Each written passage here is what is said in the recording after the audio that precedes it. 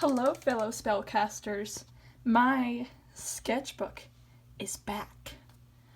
And I have a new desk setup too. And not just a new setup, but an entirely new desk too. So, yeah, that's all I had to say for my intro. Let's get into the video. I know I already said my intro, but I'm going to be saying it again. Hello, fellow spellcasters. I am back for another traditional Thursday. I also said that I was back with my sketchbook for this traditional Thursday. I will be participating in 8-Bit Bagels Draw This in Your Own Style, which is Five Nights at Freddy's themed, and I'm really excited to show you the process of creating this picture.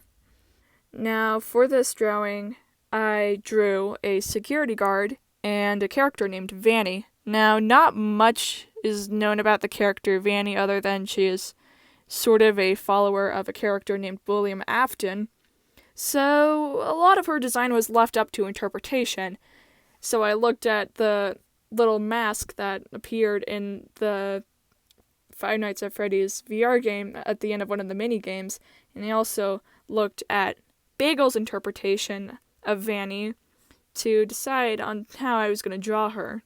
Eventually, I decided on Vanny being essentially a human person wearing the rabbit mask that was shown in the VR game. How I interpreted Bagel's original drawing was that the security guard was sort of close to their death, and there was a power outage in the office, and the security guard would eventually be killed by Vanny.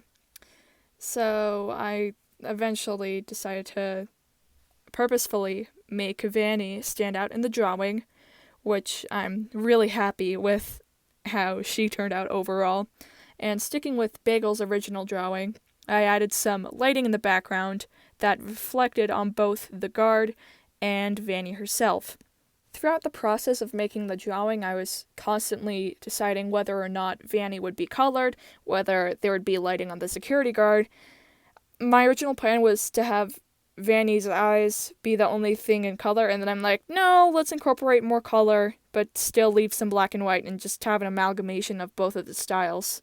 Lastly, to end off the drawing, I ended up doing my usual tradition of putting my artist signature on the characters' faces. Now, since there were two characters, I put two artist signatures, fitting because the scale of the drawing was also sort of big. And yeah, that's pretty much all I have to say about the drawing. This is Witchy Who, signing off.